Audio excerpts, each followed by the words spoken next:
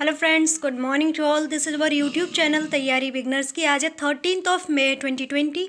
Important current affairs with static GK हम discuss करेंगे। तो देखते हैं आज की न्यूज़ेस क्या क्या रहेंगी। फर्स्ट क्वेश्चन है, वर्ष 2020 के लिए अंतर्राष्ट्रीय उपचारिका दिवस मतलब कि नर्स दिवस 12 मई को मनाया गया। इसके लिए थीम क्या रही है या विषय क्या रहा है? तो विषय रहा है nurses a voice to lead nursing the world to health. एक बार फिर से देख लीजिए, nurses a voice to lead nursing the world to health. Next question है, भारत कोकिल कोल लिमिटेड और ईस्टर्न कोल फील्ड लिमिटेड्स ने कोलवेड मीथेन के विकास और निष्कर्षण के लिए प्रधान कार्यान्वयन संस्थान कौन सी है? तो वो है central mine planning and designing institute. Bharat coal limited और ईस्टर्न कोल फील्ड्स लिमिटेड में कोलवेड मीथेन के विकास और निष्कर्षण के लिए प्रधान कार्यान्वयन संस्थान है, उसका नाम है central mining planning and designing institute. Next question है, 9 मई 2020 को एनटीपीसी लिमिटेड ने अपने 3 थर्मल पावर केंद्रों में 100% प्लांट लोड फैक्टर हासिल किए हैं, जो किन शहरों में अवस्थित है? तो वो 3 शहर है, उसमें विंध्याचल जो कि मध्य प्रदेश का एक शहर है, तलचर कन्हा ये ओडिशा का एक शहर है, और शिपत ये एक छत्तीसगढ़ का शहर है।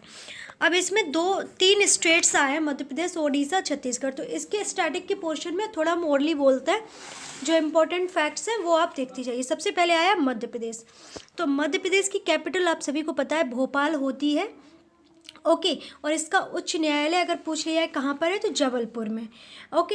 नेक्स्ट, इसकी जो विधानमंडल वो एक सदनात्मक है। यहाँ पे विधानसभा की सदस्यों की संख्या 230 है। राज्यसभा सदस्यों की संख्या अगर पूछ लिया है कितनी है, तो वो है 11।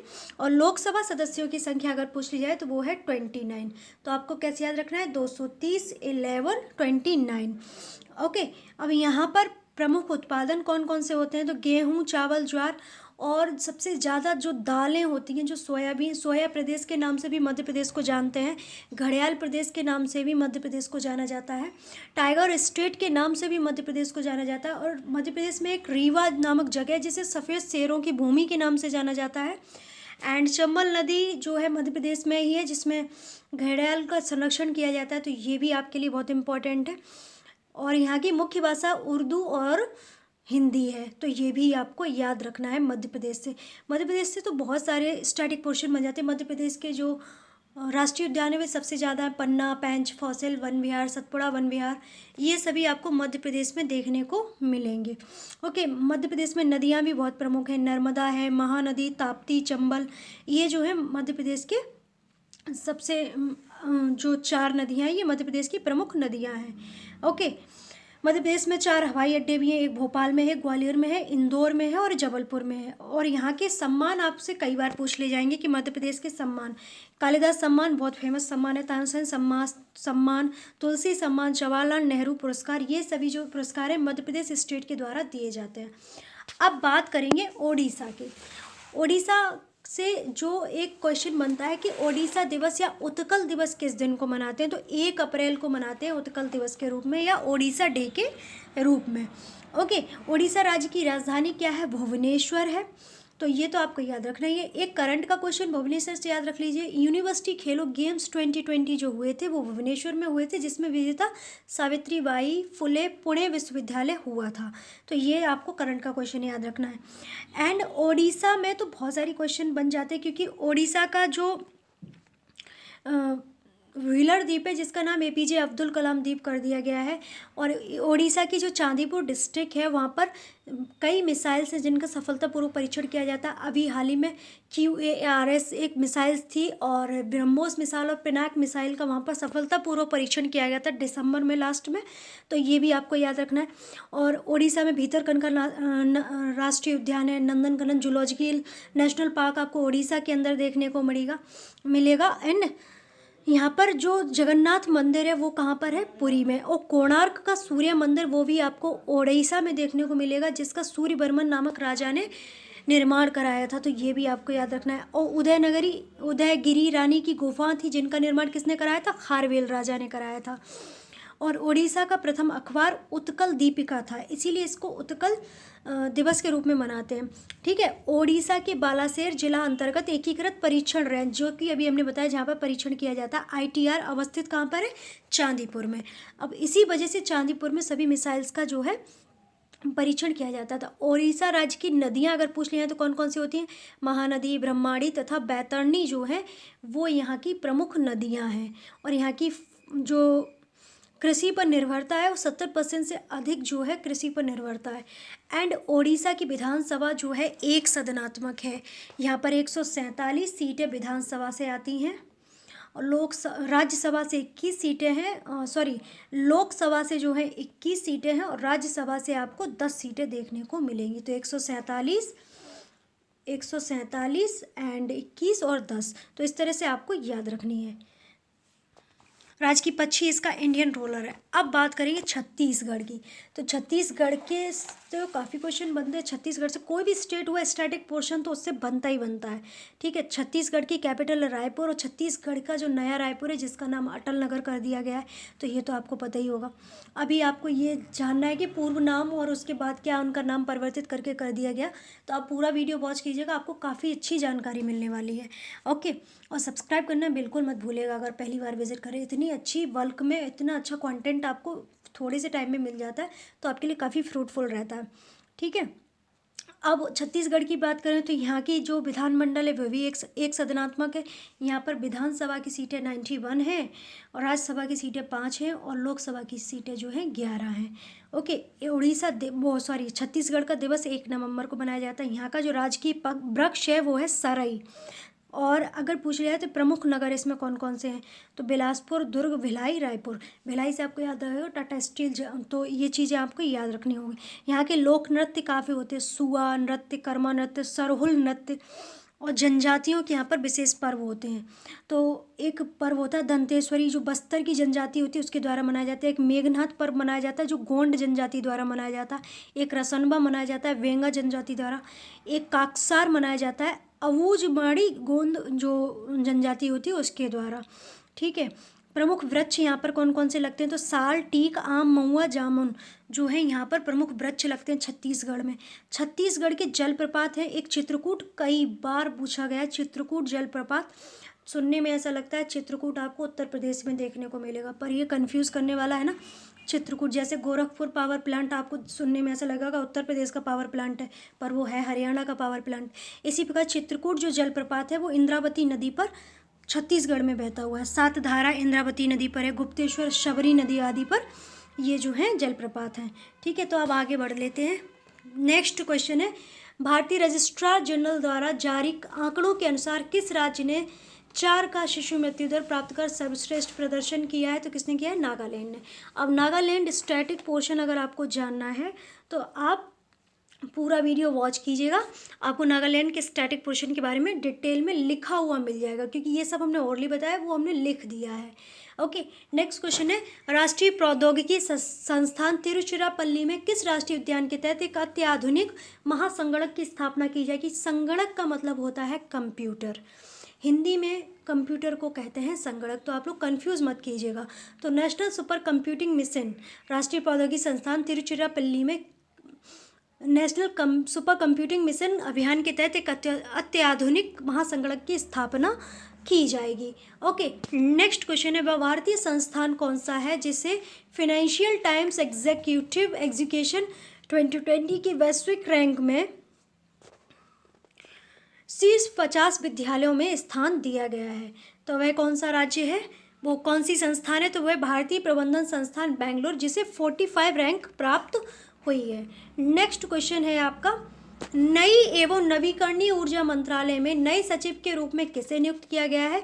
तो इंदु शेखर चतुर्वेदी जी को नियुक्त किया गया। अब नई एवं नवीकरणीय ऊर्जा मंत्रालय की बात करें तो इसके जो मिनिस्टर हैं वो हैं राजकुमार सिंह, और इनके पास विद्युत मंत्रालय भी है, ऊर्जा मंत्रालय भी है, कौशल विकास एवं उद्यमिता मंत्रालय भी है। तो ये बात आपको याद रखनी है, और ये स्वतंत्र प्रभार के मंत्री हैं राजकुमार सिंह।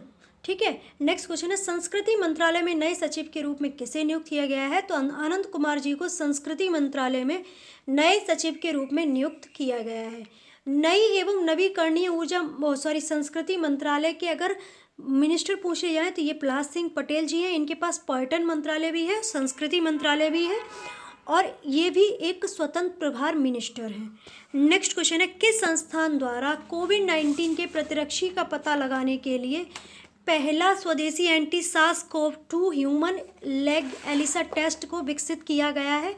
तो राष्ट्रीय विषाणु विज्ञान संस्थान के द्वारा विकसित किया गया है। ओके, तो आप सामान्य ज्ञान देख लेते हैं। अंतर्राष्ट्रीय उपचारिका दिवस किस व्यक्ति की जयंती पर मनाया जाता है? तो ये सभी को पता होगा, ये मनाया जाता है फ्लोरेंस नाइटिंगेल की जन्म दिवस पर। नेक्स्ट क्वेश्चन है, अंतर्राष्ट्रीय उपचारिका परिषद की स्थापना कब हुई थी? तो 1899 में हुई थी। इसका मुख्यालय आपको जेनेवा स्विट्जरलैंड में देखने को मिलेगा। नेक्स्ट क्वेश्चन है, राष्ट्रीय अनुसंधान एवं विकास तथा शैक्षणिक संस्थानों को 70 से अधिक अत्याधुनिक संगणकीय सुविधाओं से जोड़ने के उद्देश्य से भारत के नेशनल सुपर कंप्यूटिंग मिशन की शुरुआत जो है कब हुई थी? तो वो हुई थी 2015 में। नेक्स्ट क्वेश्चन है, पोखरण परमाणु परीक्षण कब किया गया था? तो 11 मई 1998 को किया गया था और ये राजस्थान में है, पोखरण नामक स्थान। अटल बिहारी वाजपेयी के समय में ये परीक्षण किया गया था। ओके, नेक्स्ट क्वेश्चन है, राष्ट्रीय विषाणु विज्ञान संस्थान की स्थापना कब हुई? तो वर्ष 1952 में। स्थान इसका पुणे में देखने को मिलेगा। नेक्स्ट क्वेश्चन है, कोल इंडिया लिमिटेड की स्थापना कब हुई? तो 1975 में। मुख्यालय कोलकाता में है।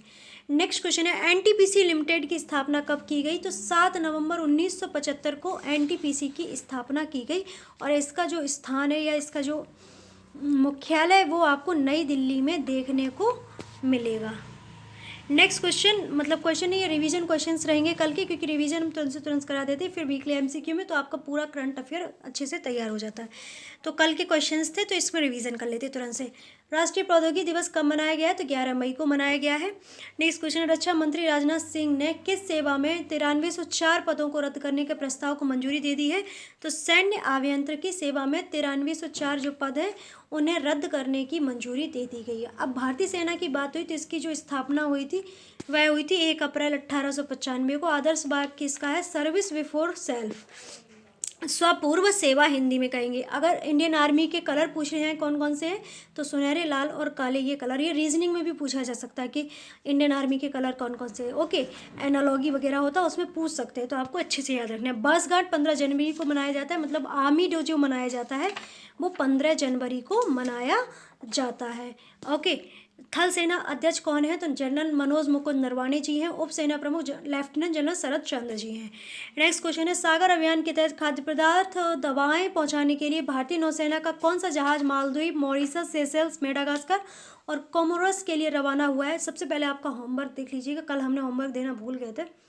ये जो Maldives, Mauritius, Seychelles, Madagascar, Comoros है, इन सभी की कैपिटल करेंसी आपको कमेंट बॉक्स में मेंशन करनी है। ओके, तो अब आईएनएस केसरी नामक एक जहाज है जो दवाएं तथा जो खाद्य पदार्थ हैं उन्हें मालदीव, मॉरिशस, सेशेल्स, मेडागास्कर और कोमोरोस में पहुंचाएगा। अब भारतीय नौसेना की बात करें तो इसकी स्थापना 1612 में हुई थी। मुख्यालय इसका integrated headquarter ministry of defence है। आदर्श वाक्य सम नो वर्णम है और इसको इंग्लिश में कहेंगे may the lord of the water be auspicious unto us. Colours इसके नेवी ब्लू और वाइट रहेंगे। अगर आपने देखे होंगे तो सभी लोग जानते हैं इसके कलर्स क्या होते हैं, बहुत ईजी है। वर्षगांठ नौसेना दिवस इसका 4 दिसंबर को मनाया जाता है। Chief of the naval staff अगर सीएनएस पूछ लिया है तो वो है admiral Karambir Singh. Vice chief of naval staff पूछ ले जाए तो वो है vice admiral Ajit Kumar ji. Deputy chief of the naval staff है vice admiral ji Ashok Kumar ji. Supreme commander अगर पूछ लिया है तो वो होता है president of India. Next question, Bharat के सर्वोच्च न्यायालय के राज्य या बहुराज्य स्तर के संस्थानों के कानून के तहत स्थापित किन बैंकों को प्रतिभूतियां एवं वित्तीय संपदाओं के पुनर्गठन तथा प्रतिभूति हित लागू करने संबंधी सरफेसी 2002 के दायरे में लाया गया है? तो सहकारी बैंक को। अब सहकारी बैंक होती क्या? सहकारी बैंक कोऑपरेटिव बैंक वे बैंक होते हैं जिनका गठन कार्यकलाप सहकारिता के आधार पर होता है। विश्व के अधिकांश भागों में सहकारी बैंक हैं जो लोगों की जमा पूंजी मतलब जो है पूंजी है उसे जमा करते और लोगों को धन भी उधार देते हैं। Next question, international energy agency के ग्लोबल एनर्जी रिव्यू 2020 के शीर्षक के प्रतिवेदन के अनुसार वर्ष 2020 में ऊर्जा की मांग कितने फीसदी की कमी आएगी? कितनी, मतलब इनकी कहना है कि ऊर्जा की कमी, जो ऊर्जा की मांग है उसमें कुछ कमी आएगी, तो 6% तक कमी आएगी। इंटरनेशनल एनर्जी एजेंसी ग्लोबल के ग्लोबल एनर्जी रिव्यू के अनुसार। तो अंतर्राष्ट्रीय ऊर्जा अभिकरण की बात करें, इंटरनेशनल एनर्जी एजेंसी या IEA की बात करें तो ये है क्या? ये प्रमुख तेल आयातक देशों का समूह है। इसका मुख्यालय पेरिस में है, जो कि फ्रांस की कैपिटल है। ओके, स्थापना इसकी हुई थी नवंबर 1974 में। सहायक कंपनी इसकी international energy agency research division है। मेंबरशिप इसकी पूछ लिया है, सदस्यता पूछ लिया है तो 30 स्टेट लीडर्स हैं इसके, और गैर सदस्य इसके देश पूछ लिए हैं तो चीन, रूस और भारत इसके गैर सदस्यीय देश हैं। एग्जीक्यूटिव डायरेक्टर IEA के हैं फैथ वायरोल, और डेप्यूटी एग्जीक्यूटिव डायरेक्टर हैं पॉल साइमोन्स। ओके, नेक्स्ट क्वेश्चन है, कोविड-19 संक्रमण की संख्या में भारी वृद्धि के बीच स्वास्थ्य पेशेवरों की मदद करने के लिए भारत से 88 उपचारिकाओं का पहला जत्था किस देश में पहुंच गया है? मतलब हमारे देश में तो कोविड-19 की स्थिति खराब होती जा रही है, 70,000 से ऊपर होते जा रहे हैं जो भी पेशेंट हैं कोविड-19 के। फिर भी इन्होंने 88 जो नर्सेज हैं उन्हें सऊदी अरब को दे दिया है, क्योंकि वहाँ पर जो स्वास्थ्य पेशेवर हैं हो सकता है वहाँ पर कमी होगी, इस वजह से इन्होंने हमारे भारत ने उनकी हेल्प की है। तो संयुक्त अरब अमीरात में इन्हें दे दिया गया था। अब UAE की बात करें तो इसकी कैपिटल हो जाती है अबू धाबी। सरकार इसकी जो है संघीय संवैधानिक राजशाही है। राष्ट्रपति यहाँ पर खलीफा बिन जायद अल नाहयान है। प्रधानमंत्री मोहम्मद बिन राशिद अल मखतूम है। नेक्स्ट क्वेश्चन है, प्रौद्योगिकी विकास समिति और भारतीय उद्योग परिसंघ द्वारा 11 मई 2020 को किस शहर में विज्ञान, प्रौद्योगिकी और अनुसंधान अनुवाद के माध्यम से अर्थव्यवस्था को पुनः शुरू करना, रिस्टार्ट नाम से एक उच्च स्तरीय डिजिटल सम्मेलन आयोजित किया जाएगा? तो नई दिल्ली में। नेक्स्ट क्वेश्चन है, भारतीय जनजातीय सहकारी विपणन विकास संघ और किस स्वयंसेवी संस्थान ने जनजातीय उद्योगों को बढ़ावा देने के लिए प्रत्येक संगठन के कार्यक्रमों में उद्योग करने के लिए एक समझौता ज्ञापन पर हस्ताक्षर किए हैं? तो आर्ट ऑफ लिविंग फाउंडेशन के साथ समझौता ज्ञापन पर हस्ताक्षर किए गए हैं। नेक्स्ट क्वेश्चन है, सिंगापुर का ड्यूक NUS मेडिकल स्कूल किन संस्थानों के शोधकर्ताओं ने विभिन्न राज्यों में 30 दिनों में कोविड-19 संक्रमित लोगों की संख्या का विश्लेषण करने और भविष्यवाणी करने के लिए एक वैकल्पिक पद्धति तैयार की है? तो भारतीय प्रौद्योगिकी संस्थान गुवाहाटी। नेक्स्ट क्वेश्चन है, किस राज्य सरकार ने तालाबंदी के दौरान प्रवासी श्रमिकों की मदद करने के लिए प्रवासी राहत मित्र ऐप तैयार किया है? तो ये उत्तर प्रदेश ने तैयार किया है। ओके, नेक्स्ट क्वेश्चन है, बेंगलुरु के किस उद्यान ने कोविड-19 प्रेरित तालाबंदी अवधि के दौरान पशु गोद लेने का कार्यक्रम चलाया है? तो बैनरघट्टा जैविक उद्यान ने ये कार्यक्रम चलाया है। नेक्स्ट क्वेश्चन है, मोबाइल फोन, लैपटॉप, मुद्रा नोट, पेपर इत्यादि को कीटाणु मुक्त करने के लिए हैदराबाद स्थित DRDO की रिसर्च सेंटर इमारत संस्थान द्वारा विकसित किया गया automatic contactless UVC sanitization cabinet कौन सा है? तो वो है defence research ultraviolet sanitizer. Next question है, मुद्रा नोट कीटाणु मुक्त करने के लिए हैदराबाद स्थित DRDO के रिसर्च सेंटर ने द्वारा विकसित किया गया स्वचालित UVC सैनिटाइजिंग यंत्र का नाम क्या है? तो वो है नोट्स क्लीन। और DRDO की बात करें तो रक्षा अनुसंधान विकास संगठन, defence research and development organisation English में कहेंगे। इसकी स्थापना हुई थी 1958 में, मुख्यालय नई दिल्ली में देखने को मिलेगा। उत्तरदायी मंत्री इसके श्री राजनाथ सिंह जी है, जो कि रक्षा मंत्री। इनका निर्वाचन क्षेत्र जो है लखनऊ उत्तर प्रदेश है। महानिदेशक अगर DRDO की पूछी जाए तो वो है डॉक्टर जी सतीश रेड्डी जी। अब स्टेट की बात करेंगे तो नागालैंड की। नागालैंड की कैपिटल होती है कोहिमा। सबसे बड़ा शहर जो है वो है दीमापुर। जिले यहाँ पर 12 हैं। राजभाषा यहाँ की अंग्रेजी है। गठन हुआ था 1 दिसंबर 1963 को। राज्यपाल हैं RN रवि। मुख्यमंत्री नेफ्यू रियो जी हैं। विधानमंडल यहाँ की 1 सदनीय होती है। विधानसभा की 60 सीट्स हैं और राज्यसभा और लोकसभा की 1-1 सीट है। तो ये बहुत कठिन नहीं, तो अच्छे से याद रख सकते हैं। 61-1। ओके, उच्च न्यायालय इसका जो होता है वो गुवाहाटी उच्च न्यायालय है। कोहिमा खंडपीठ इसकी हो जाएगी। ये आइजोल और मिजोरम के लिए भी यही उच्च न्यायालय, तो ये भी आपको याद रखना है। यहाँ के मुख्य न्यायाधीश जो हैं वो हैं अजय लांबा जी। अगर सीमा पूछ लिया है नागालैंड की किससे टच होती है, तो सीमा उत्तर में अरुणाचल प्रदेश से, दक्षिण में मणिपुर से, पूर्व में म्यांमार तथा पश्चिम में असम से इसकी सीमा जो है टच होती है। राज्य की पक्षी दुकुल है। राज्य की पशु अगर पूछ लिया है तो बादली तेंदुआ है। राज्य दिवस 1 जनवरी को मनाया जाता है। पर्वत यहाँ पर पूछ लिया कौन कौन से, तो बरेल और जाम्फू नामक पर्वत आपको नागालैंड में देखने को मिलेंगे। नदियाँ यहाँ की प्रमुख हैं, दोयांग, दिरक, धनुश्री, जाझी और दीखू। झील यहाँ पर लेचाम नामक झील है। इतंकी अभयारण्य और फाकिम पुली वाजडे जो अभयारण्य वो आपको यहीं देखने को मिलेंगे। सन 1957 में नागालैंड को केंद्र शासित राज्य बनाकर असोम के राज्यपाल के अधीन कर दिया गया था। फिर इसे असोम राज्य से नागा हिल्स का नाम दे दिया गया। सन 1961 में इस क्षेत्र का नाम रखा गया था नागालैंड और 1 दिसंबर 1963 को इसे विधिवत राज्य घोषित कर दिया गया था। ओके, तो ये नागालैंड के बारे में जितनी जानकारी थी वो हमने आपको दे दी है। ओके, अब देखेंगे लेट्स लर्न समथिंग न्यू। चलिए कुछ नया सीख लेते हैं। तो कुछ जो है पुराने नाम, परिवर्तित नाम, पहले कुछ नाम और थे, अब परिवर्तित करते कुछ और नाम कर दिए गए, तो वो आप देख लीजिएगा। तो फर्स्ट है हबीबगंज रेलवे स्टेशन, तो इसका नाम कर दिया गया है अटल बिहारी वाजपेयी रेलवे स्टेशन। इस वाले पॉइंट से आपको 110% दो क्वेश्चन देखने को मिलेंगे ही मिलेंगे, श्योर। फिरोजा कोटला स्टेडियम का नाम कर दिया गया है Arun Jaitley stadium. Bhopal metro rail का जो नाम है राजा भोज कर दिया गया है। बोगीबुल पुल का नाम अटल सेतु कर दिया गया है। नया रायपुर जो है अटल नगर हो गया है। रोहतांग सुरंग हिमाचल प्रदेश में, जिसका नाम अटल सुरंग के नाम से कर दिया गया। बुंदेलखंड एक्सप्रेस वे को अटल पथ का नाम दे दिया गया। हजरतगंज चौराया जो है उसे अटल चौक का नाम दे दिया गया है। देवधर हवाई अड्डा जो प्रस्तावित इसका नाम है वो इस प्रस्तावित है, इसका नाम अटल बिहारी वाजपेयी हवाई अड्डा कर दिया गया। अलीगढ़ को हरिगढ़ नाम दे दिया गया है। अहमदाबाद को कर्णावती नाम दे दिया गया है। शिमला को श्यामला नाम दे दिया गया है। साहिबगंज हार्बर को अटल बिहारी वाजपेयी हार्बर कर दिया गया है। अगरतला हवाई अड्डे को महाराजा वीर विक्रम हवाई अड्डा का नाम दे दिया गया है। छत्रपति शिवाजी एयरपोर्ट को छत्रपति शिवाजी महाराज इंटरनेशनल एयरपोर्ट का नाम दे दिया गया है। कांडला बंदरगाह दीनदयाल बंदरगाह के नाम से प्रसिद्ध हो चुका है। साबरमती घाट अटल घाट का नाम दे दिया गया है। भामाशाह स्वास्थ्य बीमा योजना को भामाशाह सुरक्षा कवच योजना का नाम दे दिया गया है। मुगल सराय रेलवे स्टेशन को पंडित दीनदयाल उपाध्याय रेलवे स्टेशन का नाम दे दिया गया है। वल्लभगढ़ मेट्रो स्टेशन को अमर शहीद राजा नाहर सिंह मेट्रो स्टेशन का नाम दे दिया गया है। गोरखपुर हवाई अड्डे को महायोगी गोरखनाथ हवाई अड्डा का नाम दे दिया गया है। मियाँ का बाड़ा गाँव इस बारमार राजस्थान, इसको महेश नगर का नाम दे दिया गया है। ओके, तो ये था हमारा आज का current affairs with static GK and GS के साथ बहुत ही महत्वपूर्ण वीडियो। अगर आपको अच्छा लगा है तो लाइक कीजिएगा। आई होप अच्छा ही लगा हो। इतनी सारी जानकारी आपको एक वर्क में मिल गई एक साथ में, तो जल्दी से सब्सक्राइब कर लीजिएगा और बेल आइकन को प्रेस कर लीजिएगा। आपकी कोई क्वेरी या कोई क्वेश्चन हो तो उसे कमेंट बॉक्स में मेंशन करना बिल्कुल मत भूलिएगा। आप हमारे फेसबुक इंस्टाग्राम पेज को फॉलो कर सकते हैं। टिकटॉक हेलो ऐप पर भी आप हमें फॉलो कर सकते हैं। डेली मोशन वेबसाइट, शेयरचैट और ट्विटर अगर आप यूज करते हैं तो वहाँ पर भी फॉलो कर सकते हैं। मोस्ट इम्पॉर्टेंट, आपको खबरी ऐप पर फॉलो भी करना है और जो भी ऑडियो रिवीजन उससे करते रहना है प्रॉपर तरीके, जिससे आपका काफ़ी बेनिफिट होगा।